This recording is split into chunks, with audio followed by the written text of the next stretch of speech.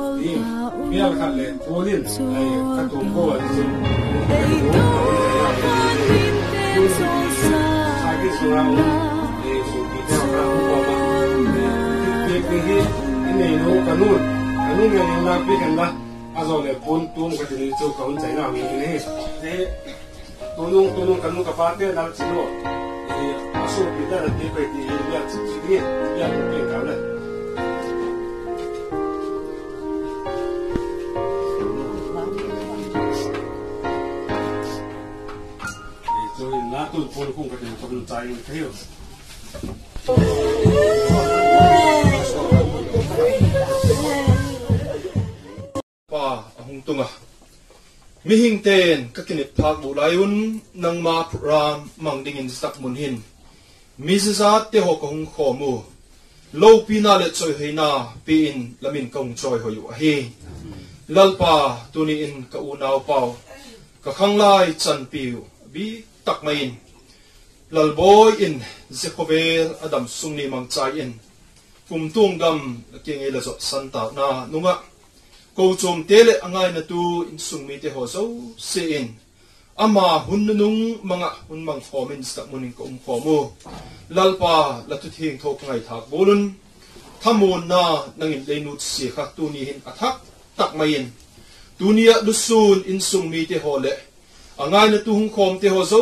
se lawan thamun na hung thamun dingin khong chir o hi kei mau mi hing te thim na le pilnan ka ki thamun thei po a lung si takin zep ram hit nangin lo pina la chan a lamin hi choi sang a hi a lami ten thagaw lam mal som na ka don naw le kamu chin naw a hi thei nge na dingin ka program abulo ka patu ato chana thagaw king thoi pol dingin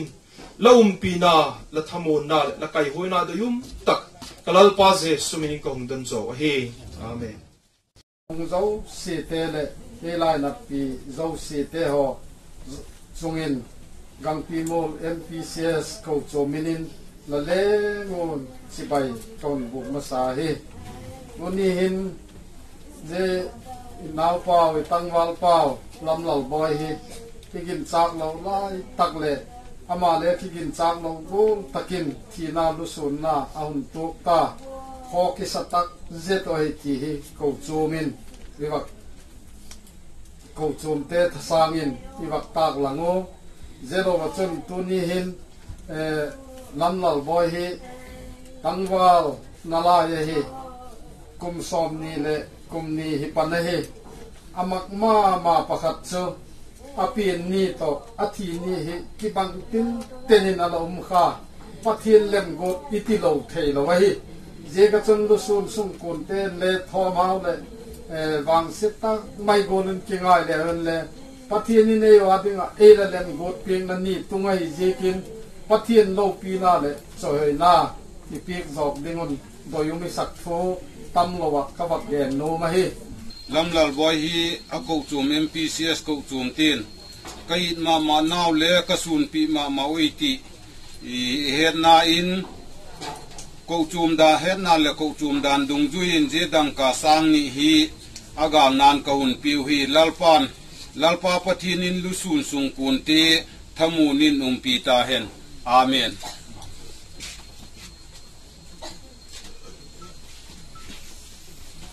จะมาสั่นใจหอยน้องหันละตัวนี้หุ่นหินลำลาบอยฮิอิสุนเสียตัวแกนปีเตียนเรียกสุนมาเสียงูอาหินละกสุนุยตีเขียแกนเทเลฮิเทบังมากันในตะปูวะจีกจนตัวนี้หุ่นหินแกนปีเตียนเลนูเตียนนี่ดังขันมิถิกางนาหินเบลกะละมังเสกูฮิเลตัวนี้หินตู้กุมหุ่นทักหินกังไงตัวเลอีเบียร์ปีกะอเมลามูสวัสปีตักอมูจะพม่ามานาเห็นอันนี้ล่ะนูเตฮีปูน่ะน่าหุยเตไอเราแหละปูนกัดเตเจกินปูน่ะตุ่มเฮียกิล้อมซอยตีนปูนดูมาดิ่งตัวปูมินกองสังพักโอตัวนี้เห็นแล้วปูนดูมินอารมณ์เฮงตุ่มดิ่งกะฮีวะแกนปีคอมมิตี้เตะค่ะนูไม่พอเจ้าเสียสิกะอาลุงตุ่มดิ่งแกนปีคอมมิตี้เมมเบอร์เจ้าเสียเตะค่ะหุ่นละอาลุงตุ่มหน้าหุ่นเองแต่คนนี้จะเจ้าของกอบหน้าหุ่นอะไรหุ่นก็ข้างลายจันเปียวตั้งวันละบ่อยข้างลายสุงะอดัมเลียอินาเอามาฮิเลนะเสพนักกองหิตาเห็นละละจิลนักกองหิตาเห็นละปันมุนฮิอาสบุกิมมาคอยเมมเบอร์ละกะเลฮิตุบตะกินฮะละปังะเจโลจุนข้างลายเตนะเสพดิ้งหิตาเห็นละทิลบังกิมาอภัยโมนะบังกิมาอาดามาอินาเอามาฮิเลเลอปันมุนฮิอาสุเฟลมาตุนีหุนหินอามาลาฮิข้างลายเตนอดังอินละปนาปูกตินาฮิลาวินอดีกินก็ข้างลายจันเปียวตั้งวันละบ่ฮิกสุนตักเจตุยติฮิข้างลายละมาปัดกบักโพนเห็นลามีปีเฮดดิงะเจโลจุนตุนีหินข้างลายจันปีเตหินบังมาเสพเทบอลสักเทกันในปัวสุมเลปายเนี้ยจ้าอากาศละดานินข้างลายเต้นจะฮิหุงเพียงกตินนตุนีหุนาอิสุนเป้าก็ข้างลายจันปีเป้าตั้งวันละบ่ฮิอนุเสียอินสุงอนุเตอปาเตสุปีเตทั้งมวลตัวดิ่งปะเทียนตุนียาของขอมเตหินบอนุนเจลปีเลวหินกับอุตาอาเจียกจุมีหินบังจ่าเกนินบังจ่าเสียมเลอามามุนโลตัวดิ่งเลอาสุงเตทั้งมวลเทตัวดิ่งมีหินฮิลาวายเจกินปะเทียนกิงอังเงสักเลวหินตีเลก็คงเงียดสอนเห็นละปะตินวัดเรียนอเปียนหินก็ยันเทมาเสียงอ่ะกุมส่งกูเลยDesemberตาริกสอมาเปียงอเปียนหินเลยก็นูจานโนทีดึงไว้ก็ว่ามากดก็มาก็น่าเอากันละไหนได้ยินปะเทียนไอ้ละพันเราวิดึงก็นูจานุนดำตะเกียนมีในห้องมุดกูที่สุนดำตะเกียนกองในดอกยันเทตะเกียนกองอันกอลตัวกุมสักยัตินินบอลดิ่งก็ก่อยดอกกีตาอาทิมดิ่งก็ได้สักนั่นเสียกินสักตะเกียนก็เลยอันกอลบอลดิ่งกุมสักยี่ส่งก็ก่อยบอลเกียดห้องบอลเรียกปัตตจุนเลี้ยงกายินสวมเลนีห้องบอลกีตาเลี้ยงกายสวมเลนีห้องบอลรอพาติราซาซานินกุมนี่กีจ่าหน้าห้องเสียมกีตาตู้หิสไปใต้ดิ่งอินละมาห้องดิจุนสไปใต้นั่นดิ่งเปียนอาฟิตตินเราเซกินใต้รูดเราเป็นออกมาให้เล่ๆอาผู้น้ามินละมินเกยรูดดิ่งก็ยันเกินเกยเสียก็งูสักเด็กก็ยัดเตียกินแอมตะกินตีนออกมาเสียก็จุนอาหุ่นตุนมันซุ่มเลยไปโฮลดิ่งก็ยัดเตีย je ka chun na siam hi kon se hi bang ma le siam the lo ina an hon tui khai pun so in su ta ka mata hi nu mei mata kala mata hi ne au cha ki pata hin ka hak sak se ka hin tu ni hin anai agam la mung khom te nu le pa u le na so pi sangam la tha la zung la mung sia ngo la tha la zung da pui ta lo sum le pai hu choi tieng la hung choi la la yu ka ki pa ma yang ken ko ma dit zo lo ding ka he ni je ka chen pathian ni ale ta pa ken la bo nu mal so men la ka nau chan chen a story hi gian ding hi len asao ma yang nu ni hin gian le gian zo siang lo ding ka he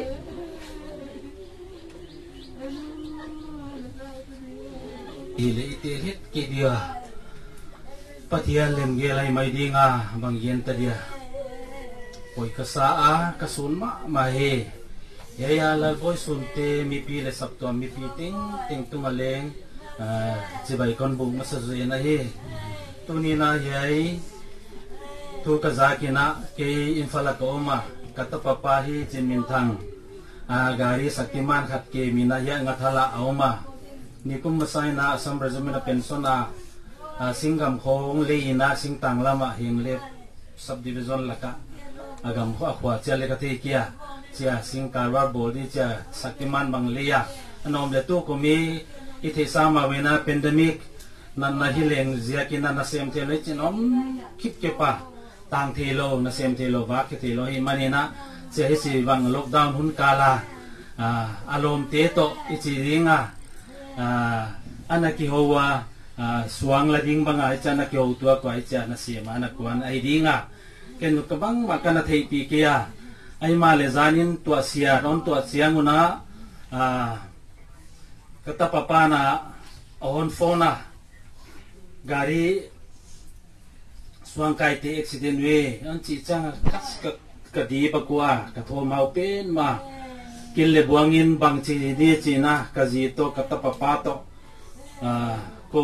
imfala kai manun min thang te la yai sing to ki saya yai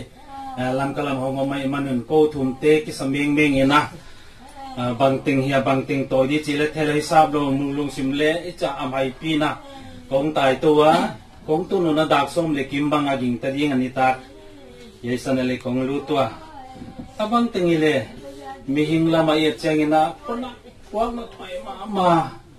ahal lai lal boy tha hoi lai tang wal mel hoi ai taka pathianin lak sagi kong khatala pathianin leng hoi lai tak I thin te chi zela himale ming la me chana I thoi la ma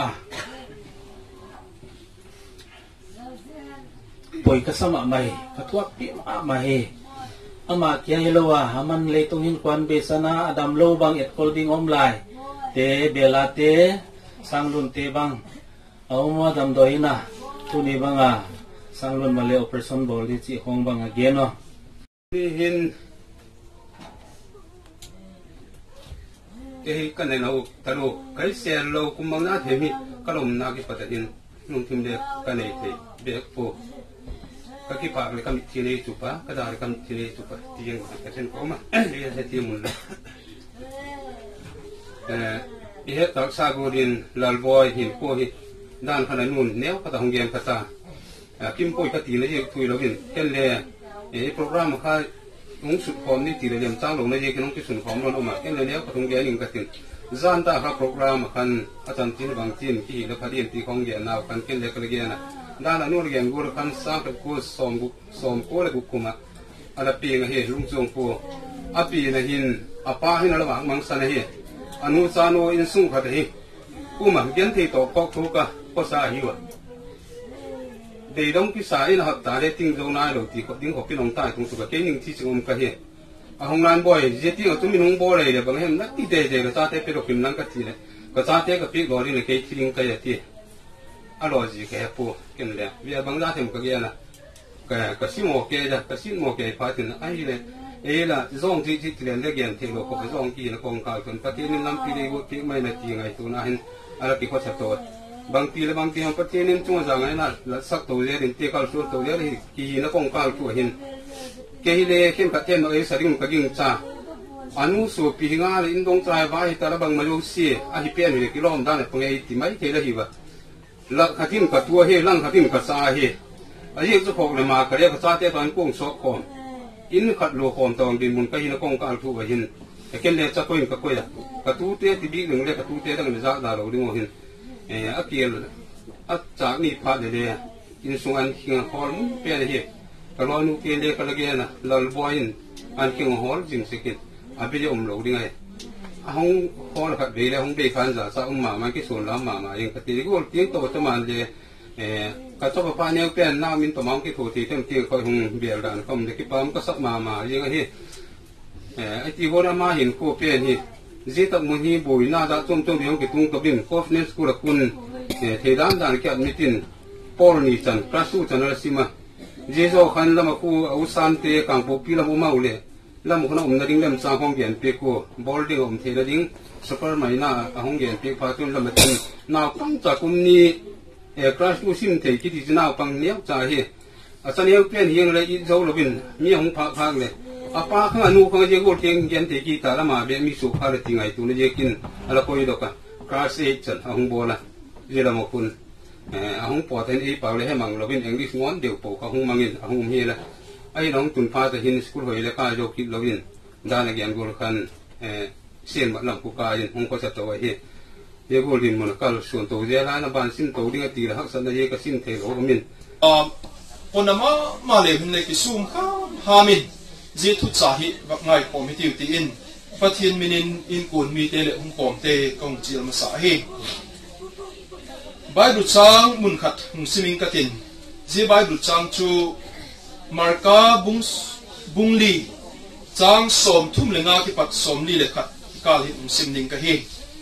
pathian thu ngai phai tiu chan chin pha marka jik bunga e bungli chang som thum le nga ki pat som li le khat marka bungli chang som thum le nga ani tiu pathian thu ngai phai tiu zeni ma chun ni tak lam a hi in anung zui te kingen ga lang khat lama kai tiu ati mi pi chu nu sin ama le kung sunga amaw laka umin achi piwa kung neu dang le akimun a uma thi gu ha takin ahung hang a tui kinok te chun kung chu ase vut vuta tum ding akisa jing tai ama chu khak chak khapin kung mei lama ala ipmu akai thon akingen ho tu pa kaman thai diu hi ok salo lehem atiu a ama chu ahung thowa thi go chu awawa dil kinga chun le thi bin la hi hetin ati ti chun thi go chu ahaya athip dil del tai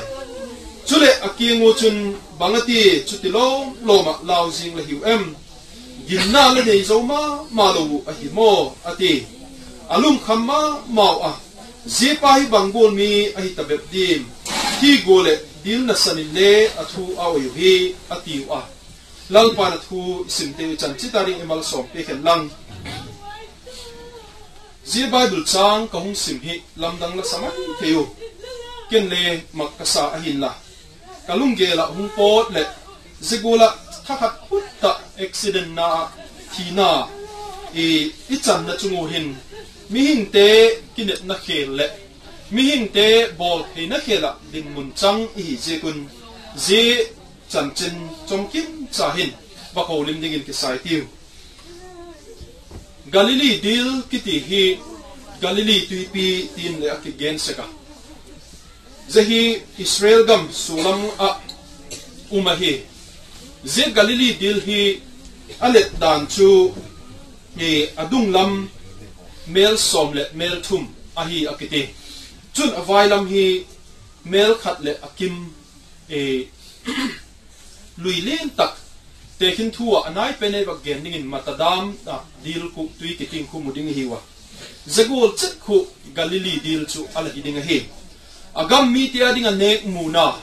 sangaman ten akiwa now chule luya ki pata thilza chum bol he jong si agam mi tia ding a source of income ahi bakin a life hu to ahung hit laya zi dil poimo taka Jesus Christa hin bang zika zi thu hi ang ikitak ko ungki sulang kaya miti chun zi Galilee dil pang hi Jesus Christa in anasep na headquarter waktilin head chip tin zi kinga hin aneya zi dil pang le akin kinga thil zat chum na semin thil mak te bolin anung zui te ho ko komin anung zui te ho zetak mun hin alako na mun poimo tak mai a hi wakin agam mi ti ading le igen tak sabulin ne ka chak muna le mun poimo tak mai ala hikit a hi zika chun tuni huna jesu anung zui tu te le kuanga achun layu thil lamdang tak mai hung tung chu thi gopi ahung nong phut ta alongu se velin poi satak main thi thei jing ding din munin aumu zieto kawak relate no zieto kawak gen hom no tuni in ikinet phalo lai takun accident in iso pi pau lalboy chap pau lalboy ei be san thut ta mi hing te hi hat veile bing phut ta i control thei phak na khelu thilung tung hi aum veu seka zehi ngai tu na tam takachun mi hing ten lalpan i pau chop ne teu ei don gut loi di o lalpan zit thil pha bol mi hing hi bang zika zigo hi achan sakai di o ti bang hi ngai tu na tam tak mai inei khaseka zebek chi loin pathian mi ki ti te hin pathian tok ki nai na hung nei pha te hi le kei chu hak sat na le tuk talo ding ai lo le ama hi chu lung kham na le tuk khatalo ding gen thei na le tuk talo ding thi na le tak buk talo ding nat na le hak sat na te le tak buk talo ding tia mi hing ten ilangai chang om seki za chu ngai dan dik lo tak mai hi je ngai dan dik lo ka ti na je chu bang je khem iti he chun sohan te ho bang kha ai lo le Paul iti te ho bang kha ile chun pathian a ding mi mat cha poimo tak mai pathian in alo pin ding le mi te chan chin pha hil son ding ala gong gal hin na pi in ko chum te lalpa da mi te ho tuni hin ke ma doi dan hi lovin nang ma doi dan jok lalpa ko chum ten program simin ko na pa ka so piu lalboy in ebe sanatsunga lalpa ka program te ho ka sin te ho so mangzo theita ka mau la puya la yung pina te jikin na kem ki pa tu again hi happy tu ka pal ka pathin tuni hun hin ke mam dai gol hi la lalpa ka so pi pan e tai sanatsunga hin lalpa anut se en sung mi te nang man la hepia tuni hin nang man akhat tang maya alung gilo tu gen na lalpa thamun tu nang man alung thim hak sat lai lalpa angai tu nau lalpa so boi dai le jite ho zo sila ka chu nang ma khini am lalpa nang ma the dingin alung thim ngai tu na te ho siam lam jan pe om pi dingin la kan pina ba pe ka hi tuni hin ka so pi pau amum ta lo nung lalpa amun te ho ngong in tin jite ho zo si sum hing ten ka ngai tu ta ko le lung helna le lalpa hak sat nan ka dim se ko jite ho la ka chule nang man hung wenga amun ong sunang man hung lo ka ti go chu as anu se anu le pa an sung mi te zo se le lalpa ko le veng te ho aso piu na pui api le pu te ho pati go lalpa nang man je mun hi lalpa on sak lawa nang ma hung pang din la pan pina ka to pe ko hi ka program hun na lai te ho lalpa nang man kamat zo the ne dingo than lama te ta hen lang jing hun ko sum program ka nei te ho zo se le nang ma khata lanin le he pina yen kol to pe dingin lalpa ya sumin ka ton hi Upa Daniel Pundum Khalle Dangka Singan Agalwa Inne Lamte Tucabe Savaya Lungman Banman Genum Lawin Agal Now Bang Sechitin Unto Ka Ngayin Kiolem Na Anayo Ziba Kachun Tu Letua Damlo Et Kol Ngai Na Laite Hi Mahazon gari nei lamten atop chana tom ngai taka et koldiwa ki phatsak kilem tu na ahiti mi pite kinga kawak sukla thian la Waivia General Headquarter tu le tua igam boruk to kisaya tu pik dung zuin tu ni lal boy lung ki koi do ki pata wai vie nungak tangwal program chen suk to pa hi len khom naung ta pun tin thil dang bang kim suk to pin tin ain la mi thi hun chenga idol sek an chang ham chu ki tup taka balu pate mo pung na submit ding a hi an chang dol mi thi an chang dol kati chule babe ki tak lo di le bachi ki tak lo di ti na hi zalowin i program suk to phile mi mal thila ki ve le ki to thak chu kham lo a hi ti to ka wa gen zui ngal hi le pan tin Hovel mi te pi thelo thamona mi hem lung thim himin a he zo go lo zu ilal pau je sukhita chu na lung thim le langai tu hate hon sakin hung ven saken la pale chapale thagau thiang thomal zo na chu tu le kun kuan la bon wa chungin bukinung jing ta hen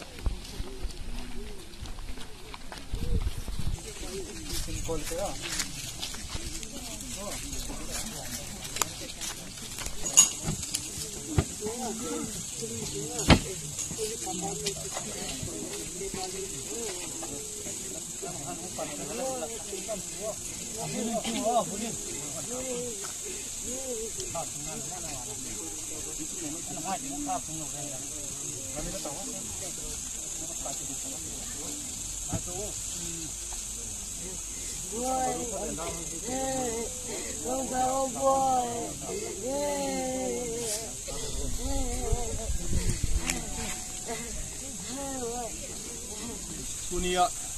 jim na chol khok sakei lowa yu nau pau lal boy mi dup na dinga an lai tu teo zo si chungin ko chom te tin minin ki pak ku kong gen hen lang chule ye pak sa golun i thei lo pathin lem gel ai tak zekin in sung mi te hon le he thima e la pom ti dingin avelin pathin min kong chi la hi bible chang mun khat i sim ding ka hi ni ma sanga chun bang kim hi thei pa pathinin zetaka yu nau lal boy hi athagau laklem asata zije ka chun ilal pau je su krista zala kum tuang hin na chang dinga o kit na kilet na det taka tu det sing komin je yu nau taksa hi lei chunga lei chu leya lei vui chu lei vuya dingin tao hi pathin thu ngai thazom hi teu korin phatni na bunga chang khat chun yum naw le ya in hi suksie thi male wana in khuta saklo kum tonga ding pathin sakchu inei wi ti hengalun kupon bung sagia gilkel ki tapun tiwin dang chak ki tapu naw nisan kang tapun tin asat nan le ti gen thi tapuna belam no lal chut pha lai lunga chu amau veng tu hitan tin hin na tui khuka puin tin pathinin amitu ki pat mit ki zo si ki kultana lalpa na thu simpe chan chita di mal som te ken lang tuni in je hun nung pe na in nei te le ngai na tu te hi tingu chu pathin thui sim thak tak sagolin danglam ngai lo pathinin athut te phi buitung nge nge a hi zeken gilkel kit tapun tin ti in ayu khovel te hin hak sat na le gilkel na dang chak na lungai na hi hesing na lai ding hiwa iso pi pau ichap pau yu naw pau lal boy hin je khovel hin si in lung gim tak lo na gilkel tak lo na dang chak tak lo na lungai tak lo na mun ela tun sanai tai ti hi thamun taka thei na dinga ingai tu dingule ama king hi tung pokhang katia ama nung zuya ginum taka lalpana isep na teu I khosak na teu lalpan e coin te sim piting zo dingin pathin minin ibak chila hi athakin tunia tusun tu te ho zo se ngai na tung pom tu te ho zo se hin lalpa lo pi se hi thak na digun lalpa na thu e mal som pik ta hen lang pathin ma kun pau chap nang ning katin je zo zo chule ile ngun ilem chang dam chi tu umin pau chap gu na lalpa pau chap na nei khomitin je chu than muna ipuramu chai naung hin tin je zo phat chule tangwal ten than khu te suk tel pik ding hiu pak chakoi inopui chun than khu kong suk tel zo ke nungule I pak chakoi num te khan ne ti pak cha teu koi dingin wak ke chakin la pathin ma kunin pau chap na hi tiu olal pa kapathin elung se tu lapu ram sim tele langai tu na te hi mi hing te ngai tu na aban phaset pu lo pz pathin la hi na te chung nung pen pathin la hi na le bang kim chunga thunei tu la hi na athaka nang man nei lat sakalei mu sak je kun ka ki pa ko apen la king pa ku ka gen o hi tuni in se tak than mun hin unaw pau ka chap pau le ka su pi pau lal boy a do na hunung pen ka hun mang taw a hung khom tu te ho zo se hit lal pa se than mun mang cha hin nangin ta thagaw thieng thawin le hung thamun thak ningin kong chil o hi je than mun hi nangin lo pina la chan namun ain kon tele ama ngai na tu te ho zo se in je than mun amu si lu nang ma lo pi se le nang ma lam ngai nat na hung nei deu na dingun je than ku ti nang ma putin athakin kaun lan ti to he dunia lu sun te lalpa taki thamun te pu a la he pina la kili theina lamdang takin lawan thamun na yung thamun dingin kong chil ti to he zachana kamau le kun ti ka kapuramu zo theita lim pi se ka lakin tu pak gen komin bang kim le ang cheng hit nang malo piling zo hen ti in ka hin naw le ko hun te la ko tong lanin kalal pa se sumin zo zo si kong dan zo he